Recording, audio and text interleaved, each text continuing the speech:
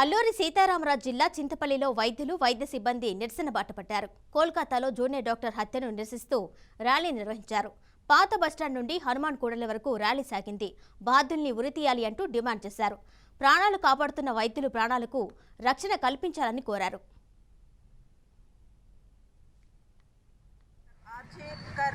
Medical college కోల్కతాలో జరిగిన incident సందర్భంగా గత వారం రోజుల నుంచి వైద్యులు అన్ని సెక్టార్స్ నుంచి గవర్నమెంట్ ప్రైవేట్ కూడా జరిగిన అన్యాయం, ఒక సెకండ్ ఇయర్ పోస్ట్ గ్రాడ్యుయేట్ డ్యూటీలో ఉన్న సమయంలో అది దారుణంగా అది హింసాకరంగా మానభంగం చేసి మర్డర్ చేసిన ఆ దౌర్భాగ్యుల్ని, వాళ్ళ దుర్మార్గుల్ని, వాళ్ళని ఏమన్నారో నోటితో మాట రావటం లేదు.